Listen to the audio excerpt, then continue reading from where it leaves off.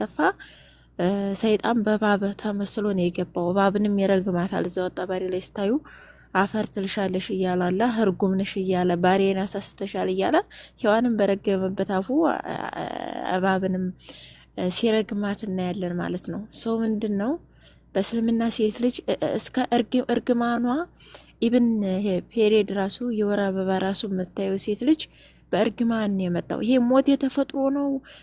በቃ አንተ አደናቅፎ ስትሞት ይሄ እኮ በቃ አላህ አስቀድሞ ጽፎታል ምናምን ይሉልሃል። ለአንተ የተከፈለ ምንም ዋጋ የለም፣ ሁሉም ነገር ተጽፎብህ ነው ለማለት። ያ ሁሉም የሚያጠነጥነው ምንድነው? የክርስቶስን የማዳኑን ስራ ሚኒንግለስ ማድረግ ነው። በቃ የእስልምና መሰረቱ ራሱ ይሄ ነው። የክርስቶስን ስራ መምታት ነው። በቃ ክርስቶስ እንደዚህ ዋጋ አልከፈለም፣ ዋጋ ቢስ ማድረግ ነው። በሰዎች ልብ ውስጥ ክርስቶስ ስለ ሰው ልጅ የከፈለው ዋጋ የለም። የሰው ልጅም ደግሞ እንደ ተራ ነገር ነው የሚታየው በእስልምና። ነገር ግን ቅሉ ግን ስንመለከተው በእስልምናው ራሱ በእስልምናው እንግዲህ እነሱ በጣም ግራ ሲገባቸውና ከኛ ጋራ ወደ መመሳሰል ሲመጣባቸው ወይንም ቀደምት ሙስሊሞች የሚያምኑት እንግዲህ ሙፈሲሮቹ የፈሰሩት የሙስሊሞችን እምነት ነው እንደነሱ እምነት ማለት ነው። እና ለሔዋን ምንድነው ያላት አላህ ይችን በለስ እንዳደማሻት አላት። ይችን በለስ ከማዕድሜት ሸጀራ ፈከዛሊከ ዩሲቡክ ደም ኩል ሸሃር ወተሕመሊነ ወተድአይነ ከራሃቱ ሽሪፊነ ብሄ አለል መውተ ሚራራ ብሏታል። ተፍሲር አልቁርጡቢ የቁርአን 236ን ተፍሲር ነው ቀጥታ ያመጣሁት ከራሴ አይደለም።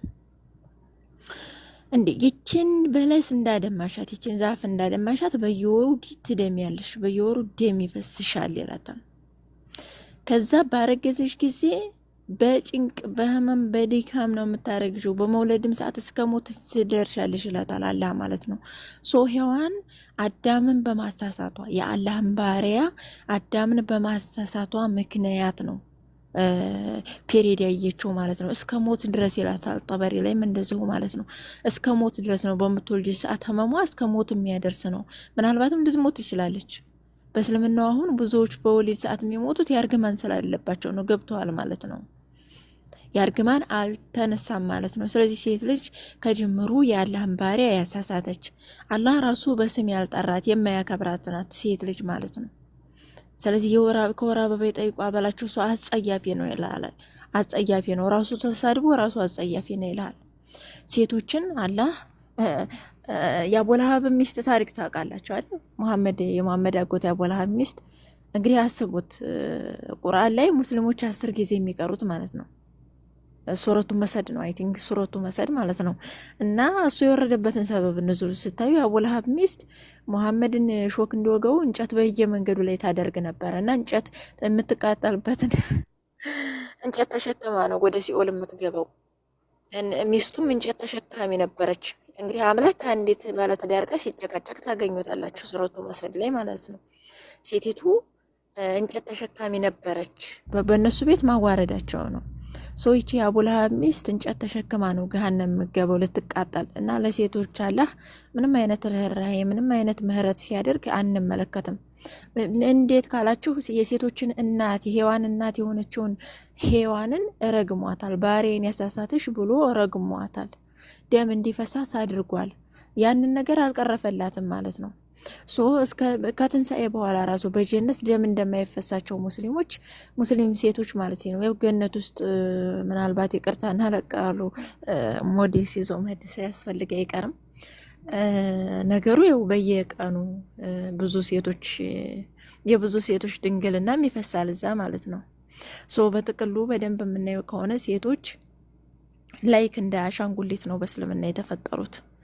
ሁለት አግቡ፣ ሶስት አግቡ፣ አራት አግቡ። መሐመድ ራሱ 13 እንዳንዳንድ ዘገባ 11 ብቻ 13 ሚስቶች ነበሩት። በአብዛኞቹ ዘንድ ተቀባይነት ያላቸው 13 ሚስቶች አሉት መሐመድ በራሱ ማለት ነው። ሴቶች በምርኮ ሰዓት ሰዎች ይመጡና ይቺ ሴት ወደኳት ሲሉት ሰዳት አረ ይቺ እኮ ቆንጆ ናት ምናምን ሲሉት ለራሱ ይወስድ ነበር መሐመድ ማለት ነው። በቃ ሌላዋን ፉንጋዋን ምረጥ ምናምን ብሎ ማለት ነው። በእስልምና ሴት ልጅ ላይክ እንደ አሻንጉሊት ነው የምትታየው ማለት ነው። አቡበከር ሲዲቅ የአይሻ አባት በ6 ዓመቷ ራሱ መሐመድ ፍላጎቱ እስከ 6 ዓመት ልጅ መመኘት ድረስ ነው። ተመኝቶም ደግሞ አድርጎታል። ይሄ ደግሞ ለሴቶች ዲስሪስፔክትፉል ሆኖ መቆም ነው። በቃ የመሐመድ ሁኔታና 6 ዓመቷ ነው አይሻ ማለት ነው። አይሻ ቤንት አቡበከር 6 ዓመቷ ነው። እና ሙሐመድ እንደሚፈልጋት ሲነግረው ለአቡበከር እኔ እኮ ወንድምህ ነኝ ነው ያለው አቡበከር ሲመልስለት። ሚኒንግ አቡበከር ሪጀክት እያደረገው ይሄን የሙሐመድን ጥያቄ ማለት ነው። ሙሐመድ ምን አለው? አንተ እኮ ወንድሜ የሆንከው ባላህ ዲንና ባላህ መጽሐፍ በቁርአኑ ብቻ ነው፣ እሷ ግን ለእኔ የተፈቀደች ናት አለ። የመጫን ነው በእውነቱ ጫና ነው የፈጠረበት። ሰውየው ደግሞ አሲዲቅ እውነተኛም የተባለ ያለምንም መረጃ ያመነ ስለሆነ ያንን እንዴት ይሄንን ነገር እንትን ሊቃወም ይችላል? ስለዚህ በ9 ዓመቱ ወሰደ ማለት ነው። ያቺ አሮጊቷ አይሻ የተጫወተችበትን በዚህ በህፃኗ ላይ ተወጣ ማለት ነው። ይሄ ራሱ ልቅ የወሲብ ፍላጎት፣ ልቅ የወሲብ ስሜትን መቆጣጠር አለመቻል ይባላል። ሴቶችን እንደ ዕቃ ማየት፣ ሴቶችን አለማክበር ነው። አንድ ሚስት አገባ አይደል? ምን ያንጦለጦላል ዋጋ በቃ ከአንዷ ጋር እንዴ ይስሐቅ ርብቃን ሲያይ ነው የወደዳት እኮ። እንደገና ደግሞ ያዕቆብ ደግሞ ራሄልን ሲያይ ነው የወደደው። ራሄልን ነው የወደዳት። በቃ ልቡ ከራሄል ጋር ነው የታሰረው ያዕቆብ ማለት ነው። መራሪ የአባቷን ኤፉድ ራሱ ደብቃ ያው ያዕቆብ ያንተን ጣዖት የወሰደ መሞት ይገባዋል ይሙት ባለው ምክንያት ቢያንስ ራሄል መንገድ ላይ ብትሞትም ያዕቆብ መራራ ለቅሶ ነው ያለቀሰላት። ያዕቆብ ሊያን ቢያገባም እንኳ ልቡ የታሰረው ከራሄል ጋር ነበረ። 21 ዓመት ነው የተገዘው ለራሄል። ምን ያንጦለጦላል 2-3 ሴት ጋር በቃ እንዳገባህ አይደለ? ከፍጥረት መጀመሪያ እግዚአብሔር ሴትና ወንድ አድርጎ ፈጠራቸው። ይህ ትልቅ ሚስጥር ነው ያለው በራሱ ጌታችን በወንጌል ላይ የባልና የሚስትን አንድ አካልነት ነው። ምን ያደራርባል? ከአንድ ውጭ አንድ አካል ናቸው ነው የተባለው አይደለ? ከአንድ ውጭ ያለው ትርፍ አካል ነው። ትርፍ አካል ደግሞ በሰርጀሪ የሚሆን በተለያየ ነገር ሊወገድ ይገባዋል ነው። ትርፍ አካል አያስፈልገውም ነው ለሰው ልጅ። ይሄ ራሱ ሴቶችን አለማክበር ነው። ሴቶች በቃ ወንዶችን ለማርካት ወንዶች ላይክ እንደ ቡቲክ እቃዎች እንዲያማርጧቸው እንዴ ቡቲክም ላይ እኮ ካልፈቀደልህ የገንዘብ ችሎታ ላትገዛ ትችላለህ። በእስልምና ግን በቃ የፈለገህን ሰጥተህ እንዲሁም በእስልምና አንድ ሷሃባ መህር ምንም ሰጣት የለም ይለዋል ለሙሐመድ ማለት ነው። በቃ ቁርአንን እያስተማርካት ያው ነገሩን እንትን በል ይለዋል፣ አግባት ይለዋል ማለት ነው። በጥቅሉ በእስልምና ሴቶች ተከብረናል ምናምን ነገር ሻሃዳ ያዝሽ አይደል አንቺ ሰለምቲ ዋህቲ ትሄጃለሽ፣ ጨለማ ትለብሻለሽ ምናምን ነገር ወይ ምግብ ማብሰላት ሲ አሁንማ ጓንት ሁሉ እየተለበሰልኝ ነው። ጭምብሉ የኒቃቡ ቀርቶ ማለት ነው። ኒቃብ ጭምብል አይደለም በመሰረቱ ግን ትጠረዛለች። እንደገና ደግሞ የወንድ ልጅ የስሜት ማርኪያ ነው የምትሆነው። ከዛ ያለፈ ቦታ አላት ወይ ነው ሴት ልጅ በእስልምናው አላት ወይ ከዛ ያለፈ ቦታ? እኔ እንጃ። እስልምና የሰጠው ክብር ምንድን ነው? መጽሐፍ ቅዱስ ላይ የሚጠቅሱት አንዳንድ ጥቅስ አለ። ሴት ልጅ ለአባቷ ቁርጥማ ናት የሚለው ምናምን ነገር እንደ አውዱ ነው። ስነ አውድ የሚባለው መጽሐፍ ቅዱስ ላይ አውዱን አይተን ነው ከኮንቴክስቱን ነው የምንረዳው። ምን ለማለት ፈልጎ ነው? ሴት ልጅ ለአባቷ ቁርጥማ ናት፣ ካገባችን በኋላ መካ እንዳትሆን ይጸልይላት ይላል። ምክንያቱም በአባቷ ሊሰደብ ስለሚችል በእሷ ስነ ምግባርም ኢቨን እሷ ራሱ ያለ ሕግ ፈቃድ በተለይ የኦሪቱን ነው የሚያንጸባረቀው ሲራክ ያሱ ሲራክ ሲጽፍ ማለት ነው። እና ሴት ልጅ በዛ ሰዓት ብታመነዝረ ራሱ አስቡት። በተለይ የካህን ልጅ ከሆነ በሳት ትቃጠል ይላል። ከዛ ሕግ አንጻር ያለ ሴት ልጅ የተሰጠውን የተላለፈውን ማስጠንቀቂያና ጠበቅ ያለ ሕግ ሲራክ ሲያብራራ ነው ቁርጥማን ናት ያለው ማለት ነው። ሴት ልጅ ለአባቷ ስጋት ናት፣ ሀሳብ ናት። ዲቃላ ታመጣብኛለች፣ ትደፈርብኛለች፣ ተሰርቃ ትወሰድብኛለች ምናምን ነገር አባቶች ለልጆቻቸው በጣም ያስባሉ። ይሄ ደግሞ ዓለም ላይ ያለ ፋክት ነው። ማንም ሊክደውም ወይንም ሊተላለፈው አይችልም። ስለዚህ ያንን ሪያሊቲውን ነው መጽሐፍ ቅዱስ የሚናገረው፣ የሚሸፋፍነው ነገር የለም። እስልምና ግን ለሴት ልጅ የሰጣ ክብር እርግማን ነው፣ ስድብ ነው። አንተ ቆዳ እየፈቀፈቀች አንድ ሴት በቃ አንተ ስሜትህ ብቻ ስለመጣ ሄደህ ነገር እናድርግ ምናምን ነገር። እንደገና ደግሞ እምቢ ካለች መላኢካዎች ሲረግሟት ያድራሉ። የቶቹ መላእክት ናቸው? 8 ናቸው ያለህን አርሽ የሚሸከሙት። የቶቹ ናቸው የሚረግሟት? ወዳጅ መላእክት ስራ አላጣም። ያንተ ሚስት ሊረግም ጊዜ የለውም፣ ቢዚ ነው ወዳጅ። መላእክት በ3ቱ ከተሞቻቸው ሆነው መላእክቱን መናፍስት አገልጋዮቹንም የእሳት ነበልባል የሚያደርጋቸው ነው የተባለው መዝሙር 104 እና ዕብራውያን 1 ላይ። ስለዚህ መላእክት የሰው ልጆችን በባልና በሚስት ሪሌሽን መካከል ገብተው የሚያቦኩበት ታይም የላቸውም ለማለት ፈልጌ ነው። እና እንግዲህ አንዲት ሴት ለባሏ እንደ ባሪያ ነው የምትገዛው። ወደ መጽሐፍ ቅዱስም ይመጣሉ። ለጌታ እንደምትገዙ ለባሎቻችሁ ተገዙ። ወዳጅ እኔ ሴት ነኝ አይደለ? አንድ መልስ ልመልስ በዚህ ጉዳይ። እኔ ሴት ነኝ። እኔ የክርስቶስ በቦክስ መጥቶኝ አይደለም አመልከው።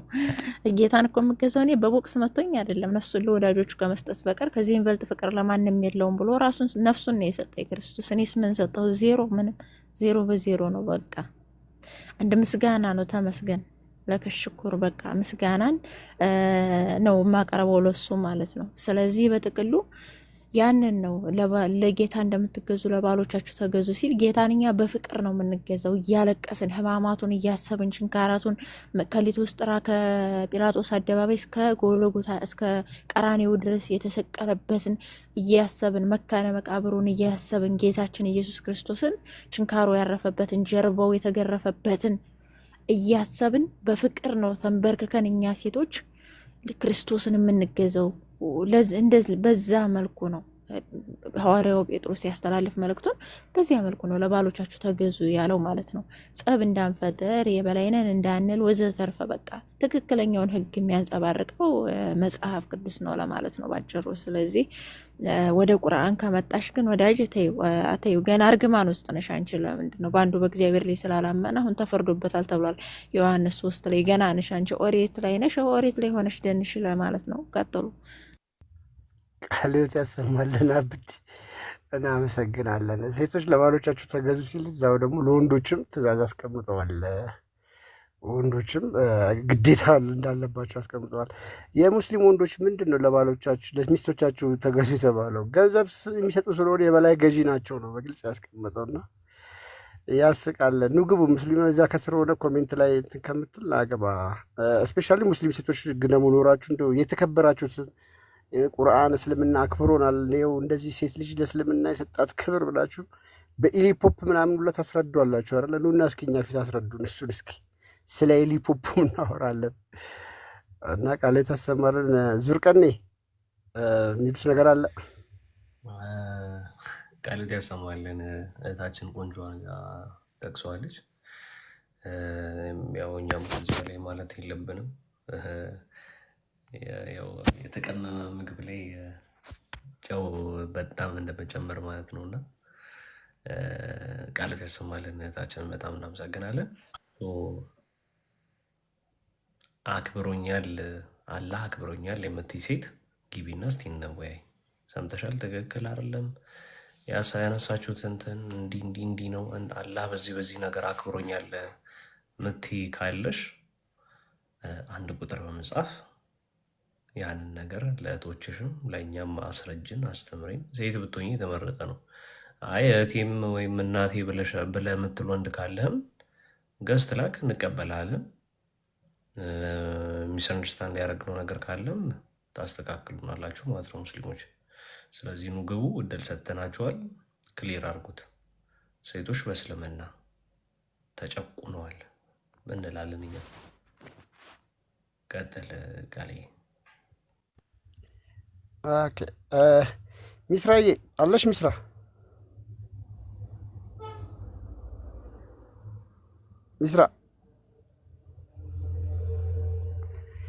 ሚስራ የለችም። ኦኬ እሺ ወንድሞቻችን ሁስኪለር ምናምን የምትሉት ነገር ካለ በለውና እንቀጥል። ግቡ ሙስሊሞች ግቡ። ነይማ ነይ ግቢ እና ችግር የለም በጨዋ ደንብ በስነ ስርዓት እንወያያለን። ከስር ኮሜንት ላይ እንትን ከምትይ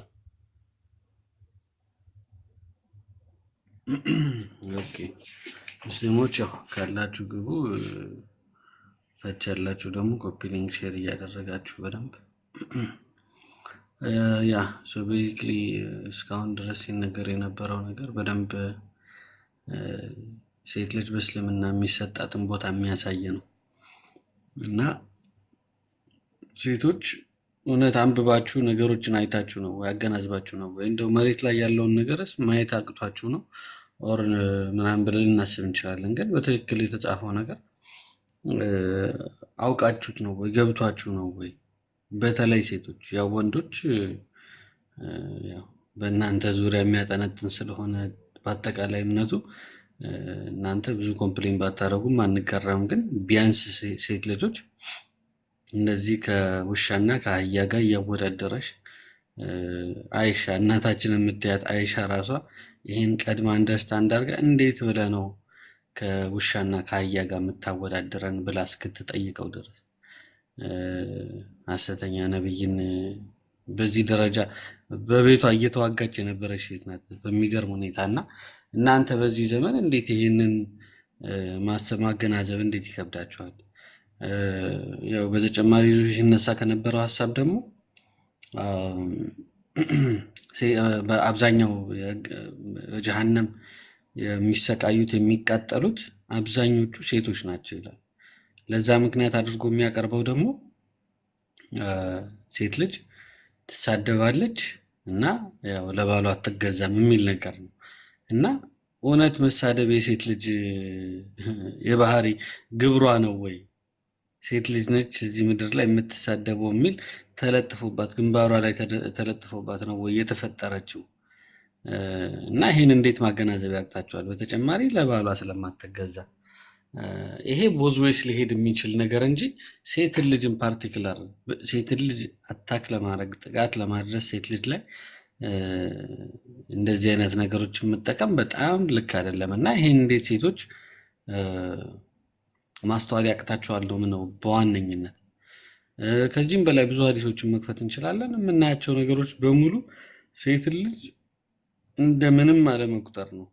ተራ ቦታ ማብቃቂያ ማሟያ እንደው ከዛ ብናልፉላ ምድር ላይም እንደ ዕቃ ነው ትሪት የምትደረገው። ቅድም ዴቭ ብሎታል። እንደ ከሰል በኬሻ ተወጠራ ነው የምትኖረው።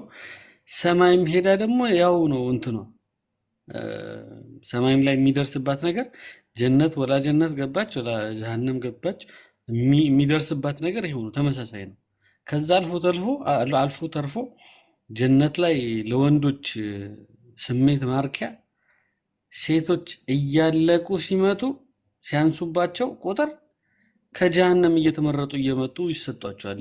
እንዴት አይነት ወሲብን ብቻ ሴት ልጅ የወሲብ ዕቃ ተደርጋ የምትታይበት ሃይማኖት ነው። እና ይሄ በጣም ነው የሚያሳዝነው። ሙስሊም ሴቶች በተለይ ካላችሁ ንግቡ፣ ወንዶችም እንደተባለው ዲፌንድ እናደርጋለን የምትሉት ነገር ካለ እስኪ ንግቡ። ታች የምትርመጠመጡ ምናምን ትታያላችሁ የተወሰናችሁ ልጆች፣ ንግቡና እስልምናችሁን ዲፌንድ አድርጉ። እንዴት ነው ሴት ልጅ ትሪት ያደረገው የሚለው በዛ እንነጋገር። ያ ያሰማልን።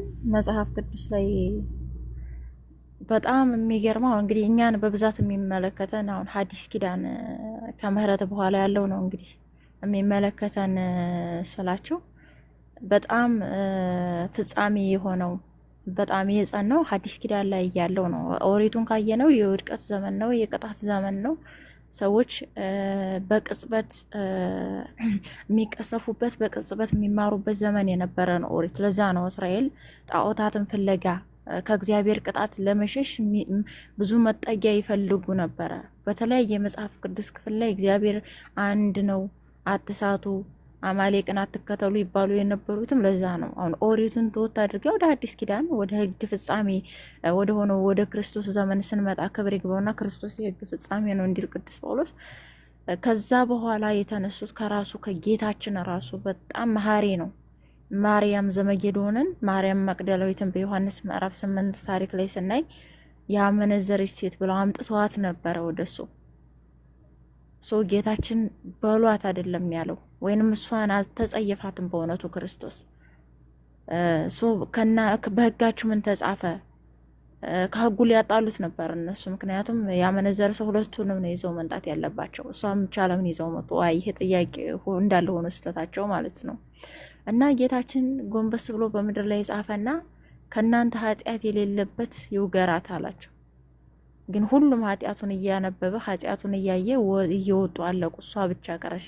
ግን ደግመሽ ኃጢአት አትስሪ ያላት ግብግቡኛ ኃጢአት ከመስራትና ካለመስራት ጋር ነው። ይህ ክርስቲያን ሴት ልጅ አታክ አድርጎ አይደበድብም አይበድልም። ፊዚካሊ በተለይ ፊዚካሊ ጉዳት አያደርስም። ለምሳሌ ሙሐመድ ኪታብ ጠበቃትል ኩብራ ወይም ጠበቃትል ክቢር ክፍል 2 ቁጥር 90 ላይ ስትመለከቱ ሙቀረፋ የተባለችውን ትልቅ አጁዛ እንዲሁም በጣም አሮጊት ሴት ማለት ነው ስለተቸችው ብቻ ግመል ላይ 2 ግመል ላይ አድርጎ ነው ያስጎረዳት ሙሐመድ ማለት ነው። ይቺን ሴትዮ ማለት ነው። ሌሎችም አሉ በነገራችን ላይ ሙሐመድ ያስገደላቸው። ሙሐመድ እሱን ስለተቸች ብቻ ነፍሰ ጡር ሴት ሆዷን ተዘንጥላ በመሞቷ ተስማምቶ ነበር። ምንም አላለም ነበር። አንተን ስለተቸች ነው የገደልኳት ሲል አይነ በስር ባሏ ማለት ነው። ስለዚህ ለሴቶች ፍትሃዊ አይደለም። ራሱ የእስልምና ፈጣሪ ሙሐመድ ራሱ ለሴቶች ፍትሃዊ አልነበረም። ኢብን እዝነት አልነበረውም። ምንድን ነው ያለው? ስግደት ቢፈቅድ ሴት ለባሏ እንድትሰግድ ይፈቅድ አደርግ ነበር እኮ ነው ያለው። ምን ማለት ነው? ትሰግጃለሽ እያለሽ እኮ ነው። በቃ ቢፈቀድ ችግሩ አለመፈቀዱ እንጂ ትሰግጃለሽ፣ አለቀ። የተወሰነብሽ ውሳኔ ነው በቃ። ሙሐመድ በጣም ለዛ ነው ለሴቶች ንቀት የነበረው ሰው ነው ማለት ነው። ለሴቶች ንቀት የነበረው ሰው ህፃኗንም ሲፈልግ ወስዶ ያንቃል፣ አሮጊቷንም ሲፈልግ እንደ ሰውዳን ደግሞ ሲፈልግ ላሽላታል ምናምን ነገርና አራት ተፍታይ ባይሆን እኔን ድርሻ ላይ አይሻ ሰጣለሁ ምናምን ትላለች ሰውዳና ቅርታ እንግዲህ እና አስቡት እንግዲህ ስላረጀሽ ብቻ ችላ ሲላት ምናምን ነገርና ይሄ ራሱ ተገቢ ነው ወይ ነው? ይሄ ራሱ ተገቢ ነው ወይ? እንደገና ደግሞ ባሪያውን የሀፍሳ አልጋ ላይ ይዞ ሲተኛ እናየዋለን። ኢብራሂምን የወለደችልን ማርያ ቀብጥያ ማለት ነው። እና እሷን ራሱ የጭንገረዱ ነበረች። ምን አመቲከ ነው ያለው አላህ ማለት ነው። ለምንድን ነው ባሪያህን ይችን የፈቀደልህን አለ? ባሪያህን ማለት ምን ማለት ነው? መቼም ወጥ ምሰራለህ ማለት አይደለም። የጭንገረድ እናት እሷ ስለሆነች ነው ይዟት የተኛው ሀፍሳ አልጋ ላይ ማለት ነው። ስለዚህ ለሴቶች ክብር የነበረው ሰው አልነበረም ማለት ነው። ሙሐመድ በጠቅሉ ለሴቶች ክብር አልነበረውም። ክብርም አላስተማርም። በነገራችን ላይ ጸጉር መያዣ ሰታችሁ ተገናኙ የሚል ሰው ነው ሰውየው። እንዴ ምን ማለት ነው? ሴቶች ሰይጣን ናቸው። እኔ ተወሰወሱ ተረከዛ ይቼ ሄጄ ወደ አንዷ እናታችሁ ጋር ሀጃዬን ፈጸመው። ሴቶች ሰይጣን ናቸው ምን ማለት ነው? በምን መልኩ ነው ሴት ልጅ ሰይጣን የምትሆነው? ሴት ልጅ ግን የተከበረች ናት። ባለፈው እንደውም አንድ ማሚ የሚባሉ ወንድም ነበረ፣ ሀሳብ ተነስቶ ነበረ የፈርዖን ሚስት አሲያ ነው የሚሏት እነሱ እና ማሪ የኢሳ እናት የጀነት ሚስት ነች ብሎ አንዳንድ ነገር እያየው ነበር። ነገር ግን ተቀባይነት የለውም፣ ውድቅ ነው።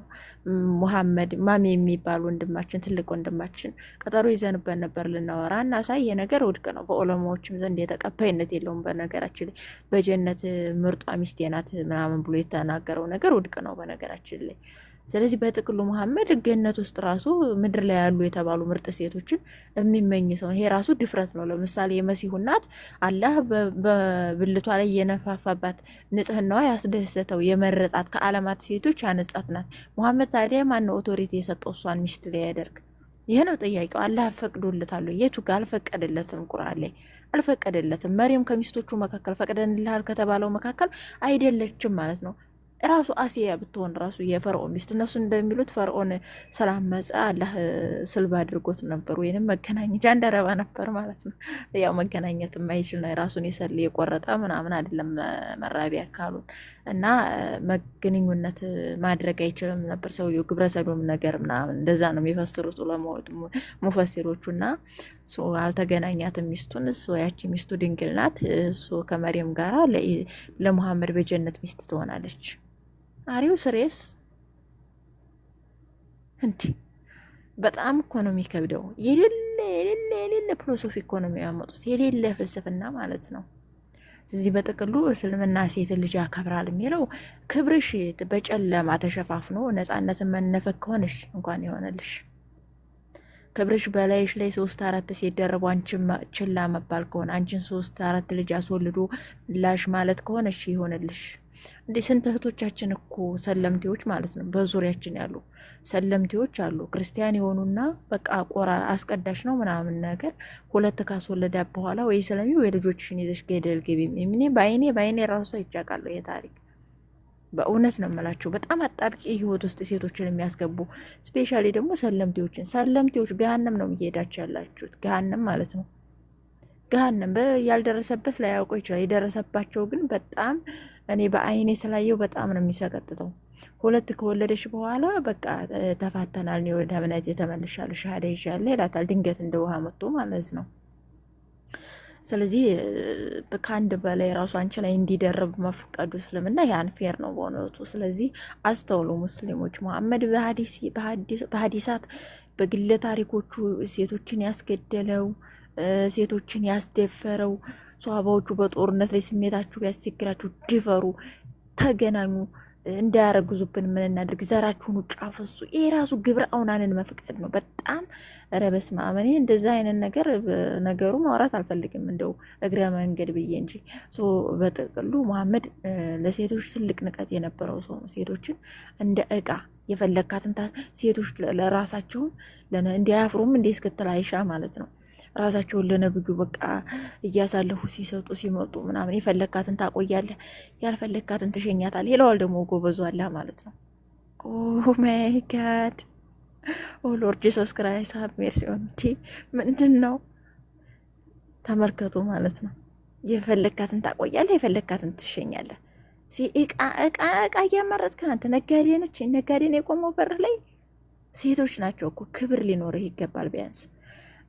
በጥቅሉ እስልምና ሴት ልጅ ከአለባበስ ጀምሮ እስከ አኗኗር ድረስ ቅብር ነው ያደረጋቸው። ቅብር ማለት ነው መላእክት ሲረግሟት ያድራሉ ከማለት ውጭ ምን ወርደት አለ? ስለዚህ ሙስሊም ሴቶች መሐመድ ኡሙ ቀረፋን በ2 ግመል አስሮ ያስጎለ 2 ያስጎረደ ሰው ነው። ለእኔ ይሆነኛል ብለሽ አንቺንም አይምርሽም። በዚህ ዘመን ኑሮ ቢሆን ትንሽ መልክ ቁመና ምናምን ካለሽማ በተለይ በቃ የለም አባቴ ትታነቂያለሽ እልሻለሁና ቀጥሉ።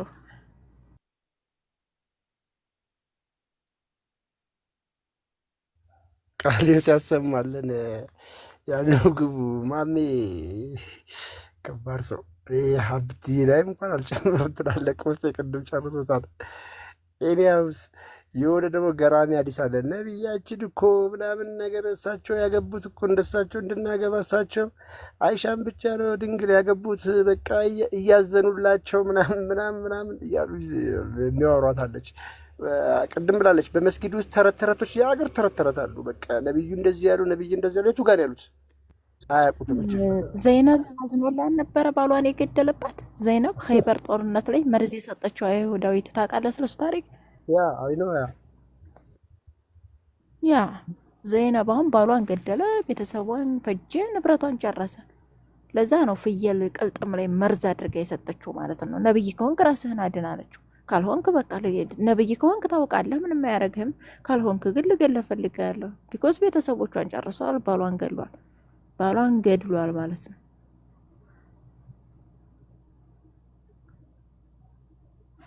ይሄ ታሪክ ግልጽ ነው። ታሪክ ላይ ነው የገደለችው ዘይነብ ናት። እንዲያውም በነገራችን ላይ ምክንያቱም በመርዙ ምክንያት ነው 3 ዓመት ታሞ የሞተው ማለት ነው። ትክክል። ያ ሰውየው እንዴት አትገለውም? ትቀልዳላችሁ እንደ ቤተሰብ ምን ገሎ?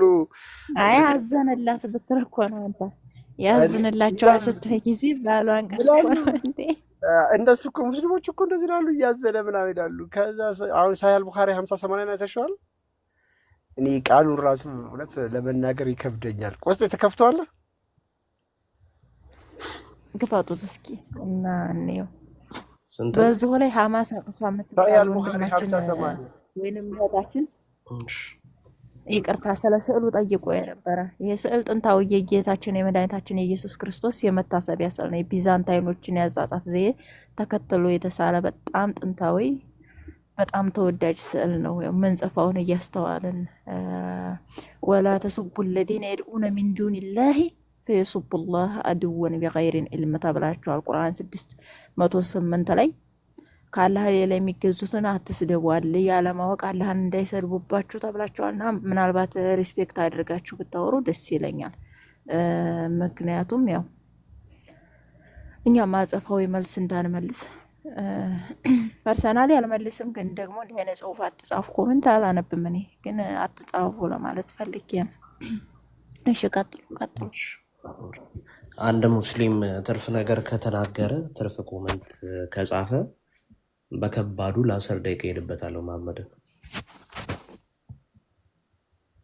ቻሉት እንግዲህ እንዴ ቆስጠንጢኖስ ነው እንዴ ዙልቀርኔን እና አካውንቱን አዘግቶ በስመ አብ መገለጥ ነው። ግድ ነው። በል ቀንድህን እንዳታሳየን። ዙልቀርኔን ባለ 2 ቀንዱ ነው እኮ። ምን ላድርገው በእናትሽ፣ ቢያንስ በዚህ እንኳን ከማሩኝ ብዬ እኮ ነው እንጂ በዛማ አልቻልኩም። ተጠበጠበ። አይግፋበትሽ። ጥሩ ነው ቀጥልሽ። እሺ ቡሃሪ 50-80 ያልከኝ ቦስ? ያ እሺ ያው ከፍቼዋለሁ። አብቦ ማሜ ምን እንደሚመክር በነገራችን ላይ እንደዚህ አይነት ሀዲስ በሺ አመጣላችኋለሁ። ልክ እንደዚህ አይነት ማለት ነው በጣም አሪፍ። እኔ ጠፍቶብኝ ሀዲስ እንዴ ነፍ ሰጣለው። እንደዚህ ተጫወቱ ከእንደዚህ አይነት ሴት ጋር ረዥም አለ። ሌላ ደግሞ ይሄን ራሱ ሲጠይቀው በረንብ የጠየቀበት አለ። ሰጣለሁ አለ ሁሉም አለኝ፣ ሁሉንም ይዤዋለሁ ተርጉመው። በጣም ነው ይላችሁ መሐመድ እንደውም በጣም አሪፍ እንትን ልንገራችሁ። አንድ ቪዲዮ አለ ትዝ የሚል ከሆነ ሳላ የተናገረው የነብይ መሆኑን እንትን ማለቱን ብዙ ኦፈር ሰጥተውት ነበር መጀመሪያ የቁሬሽ እንትኖች ሴቶችን ከፈለግ ሴቶች እንስጥ፣ ብርም ከፈለግ እንደዚሁም ብዙ ነገር እንስጥ፣ ስልጣን እንስጥ ምናምን ብለውት ነበር እና አልፈልግም ብሎ እንትን ብሏል። እና ቢፈልግ ኖሮ ደግሞ ወጣት ሴቶችን ያገባ ነበር። እሱ ግን ሲያገባ የነበረው የተፈቱ ሴቶችን ምናምን ነው እያለ ያስተማረበት የሳላ ቪዲዮ አለ። እንደዛ ብለው እንደሚያወሩ እንትላለሁ ግን የለኝም እሱ ቆስ እና ከዚህ ሀዲስ ጋር አፈርደቼ ማብለት ነው። እሱ እየመረጠ የተፈቱ ሴቶችን በማዘንና እንትን በማለት ነው ሲያገባ የነበረ። ኦኬ እስቲ እና ታሪኩ ግን በተገላበጠው የመሐመድ ፍላጎት የውስጡ ነገር ከድጃን ራሱ ገንዘብ ስላላት እስከ ጊዜው ነው ዝም ብሎ ያዝ ያደርጋት እንጂ የእሱ ፍላጎት ምንድን ነው ሲባል ተመልከቱ። ሳሂህ አልቡኻሪ 50-80 ላይ when I got married አለ። ሀዲሱ የተዘገበው ናሬተር ጃቢር ቢን አብደላህ ነው። ሳገባ አለ አላህስ ሜሴንጀር said to me ያላ መልክተኛ እንደዚህ ያሉኝ what type of lady have you married ምን አይነት ሴት ነው ያገባኸው ብለው ጠየቁት። መሐመድ እንግዲህ ሹፉ I replied I have married a maternal እንትን ያለች ነው አይደል አገብታ የፈታች ወይም ድንግል ያልሆነች ሴት ማለት ነው። He said why don't you have a leaking for the virgin and for funding them አለ። እንዴ ድንግል ለምን አላገባህም? ፏን ብታረግ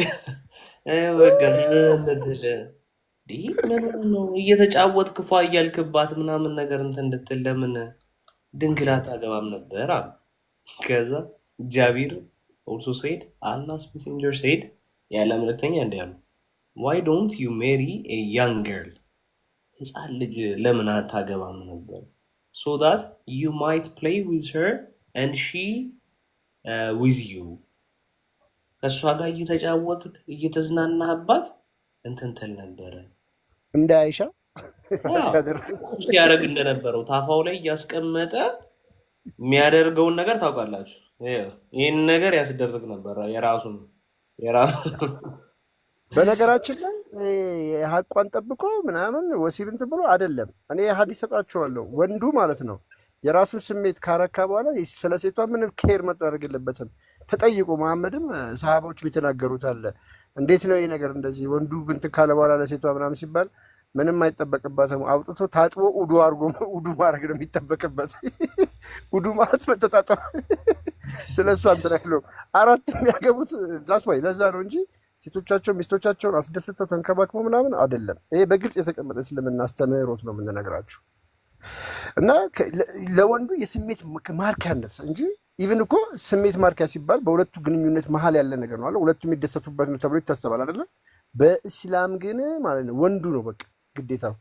ቀጥል ቆስጥ ይሄንን በዛው እንትልልበት ብዬ ነው። ያው አይ በጣም እንደነገርኳችሁ የመሐመድ ፍላጎት አላማው ጩጬ ነው። ዊሽ ያደረገውን አሳክቷል። ኧረ እኔ በመለኮት በቃ ይመጣልኝ መልእክት ነው አይሻን ምናምን ብሎ ዘወጃት። ከዛ እሻለን ከዛ ሰውዬ ፍላጎት ምንድን ነው ብለን ስናይ ይህንን ረዘም አድርጎ በደንብ የሚያብራራ ሀዲስ አለ። ይህን ሰውዬ ሌላም አለ ምን መሰለ እንትን ሰውየው ያገባ ነው ኢማጅን ለዛውም እድሜዋ የገፋች ሴት ያገባ ነው ሰውየው። አስቡት። ለዛ ነው የሚመክረው። ይህንን ፔን ከመሐመድ በላይ ማንም ሊያውቀው አይችልም። ምክንያቱም መሐመድ በ25 ዓመቱ የ40 ምናምን ዓመት ሴት አግብቶ የነበረው ጋይስ ሹገር። ከዛ በኋላ የነበሩትም ራሱ ጠና ያሉ ናቸው እና ህፃን ልጅ ያገባው አይሻሉ ጥቅሙ ላቶታል። መካሪ ነው። ማን ይናገር የነበረ ነው ማን ያርዳ የቀበረ ነው እንደዛ የሚባል አለ አይደል? ከዛ ግባር ስላየ ነው ሰውየው ይህንን እየመሰከረ ያለው እና በኤክስፔሪንስ እየነገረ ያለው በቃ ኧረ ምነው አንተን እኮ ያሳለፍ ማንም እንዳይሰማ ይኸውልህ። ይሄ ነው ባይዘው በጆሮ የነገረውን ሀዲስ ነው ያወጣበት እንጂ ኦፊሻል የሚወጣ ነገር አልነበረም። ልንገርህ አንተ ጩጬ ምናምን ነገር አግባኛ የተንገላታ ነው የሚበቃል እስከ ቦታ እስከሚይዝ ነበር እኮ እንጂ አያዋጣም ማለት ሹገር ቢሆን እሺ ያለ ሹገር ቢሆን እሺ፣ ግን እንዲህ በጩጬ እንትን ማለት ያለብህ ብሎ እረፍ አለ። ስለዚህ የመስጊድ ላይ የሚወሩት የኡስታዞች ወሬ በተአምር እንዳሰሙ በተአምር የኡስታዛ የነብያችሁ ፍላጎት ጩጬ ነው የሚፈልገው የሚፈልገው። የሰውዳን ታሪክ ማየት እንችላለን። ሰውዳ እኮ አርጅታበት ማለት ነው። ሰውዳ አርጅታበት እኮ ተራዋን ኢማጅን ለአይሻ ሰጥታለች ላለመፈታት። የነብዩ ሚስት ለመባል ብቻ ክብር ስላለው የመፈታት ሳይኮሎጂካሊ ምን ያህል ጎጂ እንደሆነ ነው የምናውቀው ነው። ፍቻ አይደለ? ያንን ሽሽት ተራያን እሰጣለሁ ስትል ያንን ተቀብሎ በዛ አላበቃም ጋይስ። እንደለመደው መገለጥ መጣልኝ ብሎ ሱረቱ ኒሳ አያ 128 ነው አወረደ። ምን ብሎ የትም ከባሏ ጥላቻን ወይንም ፊቱን ማዞር በታውቅ በመካከላቸው መስማማትን ቢስማሙ በሁለቱም ላይ ኃጢአት የለም፣ መታረቅም መልካም ነው። ነፍሶቻችሁን ንፍገት ተጣለባቸው፣ መልካምን ብትሰሩ ብትጠነቀቁም አላህ በምትሰሩት ሁሉ ውስጥ አዋቂ ነው። ምን አለ? ሴትም ከባሏ ጥላቻን ወይንም ፊቱን ማዞር ብታውቅ። ይሄ የወረደበት ምክንያት ምንድን ነው? ሱናን አቢ ዳውድ 21:15 እንደዛ አካባቢ መሰለኝ አይደለ? ነቢዩ መሐመድ ምን ብለዋል? ሰውዳ መሐመድ በቃ ላሽ ሲላት ጊዜ ሊፈታት እንደሆነ ገባት ባናለች እና አይ በቃ አትፍታኝ፣ የኔን ተራ ግን እኔ ጋር የምታደርገውን እኔ ቤት የምታድረውን ወሲብ ተራዬን ለአይሻ አሳልፌ እሰጣለሁ ስትል ኢማጅን አስቡት። አላህ መገለጥ ላከ። ዋው እስልምና የጠራ ሃይማኖት እኮ አላህ ልክ ሰውዳ ስትናገር አላህ ሰምቶ መገለጥ ላከ። ከዛስ ምን የሚል በቃ ብትስማሙ ሴቶች በመልካም ወደፊት ማዞሩን በቃ ባልዮ ፊቱን ሾር ልልሽ ምናምን የምፈለጉት ከገባሽ ተራውን በቃ እሱ እንትን ካለ አይፍታት የሚል መገለጥ አመጣ አላህ። በጣም የሚገርም ነው አላህ። ለዛ ነው አይሻ እንደዚህ አይነት ነገሮች ሲበዙባት የተናገረችው። ያንተ አምላክ ያንተን ፍላጎት አምላክህ ነው ያለችው። አምላካችን አይደለም አምላክህ ያንተን ፍላጎት ለማሟላት በጣም ይፈጥናል አለች። በጣም ይፈጥናል አለች። እሷም ምክንያቱም እንዲሁ ትቀና ነበረ እሱ ጋር በሚመጡ ሴቶች ስትቀናና ስታስቸግረው ጊዜ በዛኑ ቅጽበት ምን አደረገ? አላህ መገለጥ አመጣለኝ ብሎ ማንኛውም ሴት ለነብዩ ራሷን አሳልፎ በሰጥ ከምዕመናን ውጭ ለአንተ የተፈቀደ ነው የሚል አላህ መገለጥ ላከልኝ። ቁርአን ወረደ። ጅብሪል አመጥቶ ነገረ ሲል ገረማት። ያንተ አምላክ አለች። እንዴት አትበል እንዲህ ንቁ እንጂ። አይሻ እኮ ሐዲስ እየዘገበች አይደለም። አይሻ እኮ እየተበቀለችው ነው ያለችው የሆነውን ነገር የኖረችውን ህይወት ያለፈችውን ላይፏን። እኔ አይሻ የምትተርካቸውን ሐዲሶች ሳነብ የጭንቁ ስለሚል መጽሐፍ አንብቤያለሁ። አንዲት ሴት ያሳለፈችውን የላይፏን ጉዞ የሚተርክ ነው። ተደፍራ ምን ብላ ያለፈችበትን መንገድ እሱን እንደማነብ ነው የሚታየኝ። ምክንያቱም እዛ ውስጥ እኔ እያነበኩ የሚታየኝ ነገር እዛ ጭንቁስል ላይ ውጣ ውረዷን ነው ያች ልጅ የዘገበችው። አይሻም ውጣ ውረዷን ነው እየተናገረች ያለችው። ጋይስ ከምሬ ነው። በጣም ነው ልቤን የሚነካው የተናገረችው ንግግር። እስኪ እንደ ላይፋችን ውስጥ እንክተተው። ይህ የተኖረ ህይወት ነው፣ ያታለፈ ነገር ነው አይደለ? አስበሽዋል? ባልሽ ፊቱን ሲያዞርብሽ እድሜሽ ገፍቶ ህፃን ልጅ የ6 ዓመት 9 ዓመት ህፃን ልጅ አግብቶ ገና ፊት ሲነሳሽ አይተሽ እባክህን አትፍታ የኔን ተራ ለሷ ስጣት ስትይ አስበሽዋል? ያለው ምን አይነት ስሜት ውስጥ ገብተሽ ያን ልታደርጊ እንደምትችይ አስበሽዋል?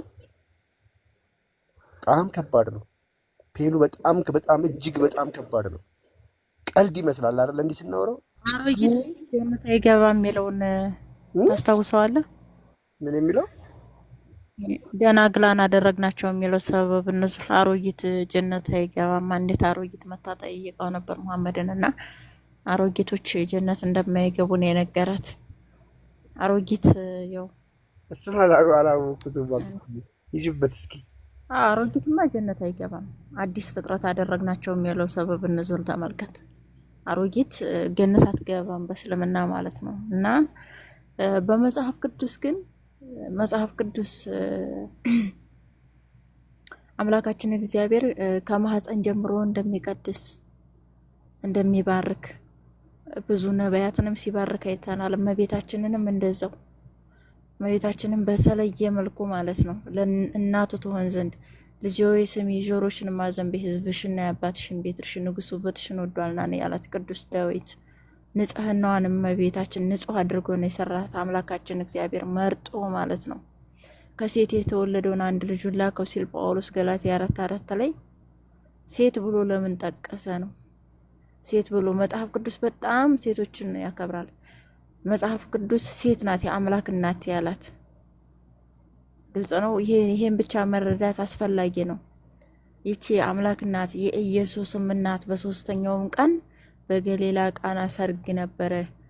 ደቀ መዛሙርቱም ኢየሱስም በዚያ ነበር፣ የኢየሱስም እናት በዛ ነበረች ተብሎ እናቱ ስሟን እንኳን መጥራት አልደፈረም። በመጽሐፍ ቅዱስ ሴት ልጅ የአምላክ እናት እንደሆነች ነው የተጻፈው። አምላክን እንደወለደች ነው እመቤታችን ቅድስት ድንግል ማርያም ዳግማዊት ሔዋን የምትባለው ማለት ነው። እና መጽሐፍ ቅዱሳችን ቤተ ክርስቲያናችን ሴት ልጅ ታከብራለች። እድሜዋ 60 ዓመት ይሆናት። ለምሳሌ ቤተ ክርስቲያንን ማገልገል የምትፈልግ ዲቁና ዲያቆናዊት ሆና እንድታገለግል መጽሐፍ ቅዱስ ዋቢ በማድረግ ፍትሐ ነገሥታችን ይናገራል። አንቀጽ 8 ቁጥር 263 ላይ ብትመለከቱ ዲያቆናዊት ልትሾም ብትፈልግ አንድ አግብታ የኖረች ልጆቿን በመልካም ስነ ምግባር ያሳደገች እድሜዋ 60 ምናምን የሞላው 64 የሚሉም አሉ።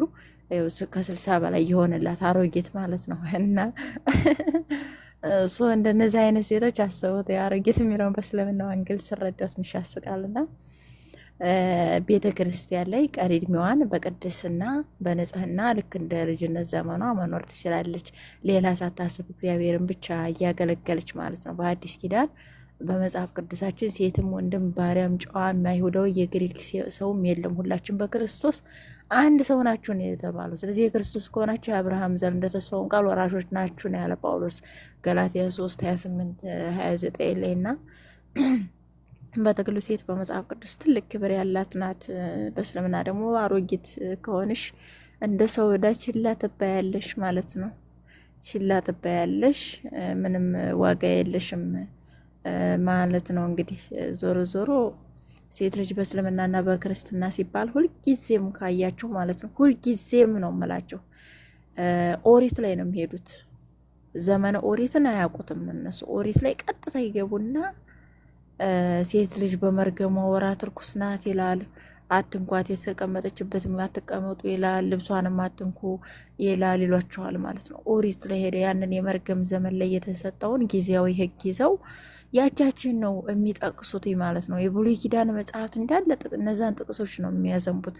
ሴቲቱ ቀድማ ተሳሳተች እንጂ አዳም አይደለም ምናምን ነገር፣ ሴት አሳሳች ናት፣ ሴት እንደዚህ ናት የሚሉት የኦሪቱን ዘመን ጊዜያዊ የቁጣ ትእዛዝ ወይንም በቁጣ ምክንያት የሰው ልጅ በመተላለፉ ምክንያት ባመጣው የእግዚአብሔርን ቁጣ ባመጣበት ምክንያት ባመጣበት ልክ ነው ተሰፍሮ የቅጣቱን መጠን የተሰጠው በሚችለው ልክ ማለት ነው። ማጥፋቱንም እንዳይረሳ እግዚአብሔር ሕግ ሰጥቷል። እግዚአብሔር ጻድቅ ፈራጅ ይባላል። ጻድቅ ነው ደግሞ ፈራጅ ነው። ኃጢአተኛውን ንጹሕ ነህ አይልም ተብሎ ተጽፏል። እሱ በሐዲስ ኪዳን ደግሞ ሴት ልጅ አምላክን ወልዳ ያለች እመቤታችን ቅድስት ድንግል ማርያም በእውነቱ ከዚህ በላይ ለሴቶች ምን ክብር አለ? ይህቺ ደግሞ የቁርአንም ላይ ማነው ስሟ ብላችሁ ያመጣችኋት ነች።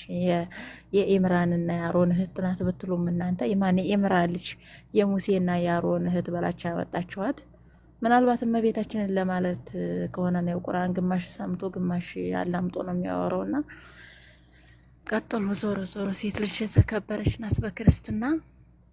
ማነው ሀማስ ነው ምናምን አቅሷ የሚል ስም ያለው ሰው ቅድም አንዳንድ ነገሮች እየጻፈ ነበር። ምናልባት አስገቡት ሳቡትና ይወያይ ማለት ነው። መወያየት ከፈለገ ይወያይ። ሴቶች በክርስትና አጭር ልብስ ይለብሳሉ፣ ራቆታቸውን ነው የሚሄዱት ምናምን ብሎ በልብስ እየተመካ እናየዋለን። ወዳጀ ሙስሊም ሴቶችም እኮ ቤት ውስጥ አውጭኝ እግሬ ነው የምትለው ቤት ውስጥ ብታያቸው። ስለዚህ አንዳንድ ጊዜ ፈርደ ገምድል ባንሆን ጥሩ ነው። ሙስሊም ሴቶች ቤቶቻቸው ውስጥ የፈለጋቸውን ይለብሳሉ። ሲወጡ ግን ጅልባቡን ይሄን ሂጃቡን ምናምን ሳይሆን ጀስት ከስር የሚለብሱትን እኔ ራሱ ሪስፔክት አደርገዋለሁ። በጣም ነው ደስ የሚለኝ፣ በጣም ነው የማደንቃቸው በዛ።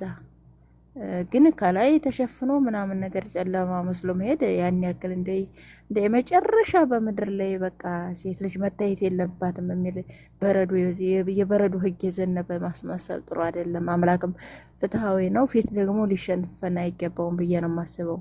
ያዕቆብ ርብቃን ሲያት ፊቷን ተሸፍና ስለነበረ ጋለሞታ መሰለችው ተብሎ ተጽፏል።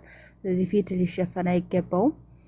ምናልባት በቅዱሳን ታሪክ ላይ አንዳንድ የዕብራውያን ሴቶች አንዳንድ ሴቶች ውበታቸው ሰዎች እንዳያሰናክል ወደ ክርስቶስ የመነኑ ሴቶች አይነ ርግብ የሚባል ሲለብሱ ይንጸባረቃል። ስለዚህ ምናልባት እሱን ከሆነ እስልምና የወሰደው በጥቅሉ ተሸፈኑ ሲል ራሱ አሁን ያለውን አይነት አሸፋፈን ነው ወይ? እሱም ትልቅ ጥናት ያስፈልገዋል።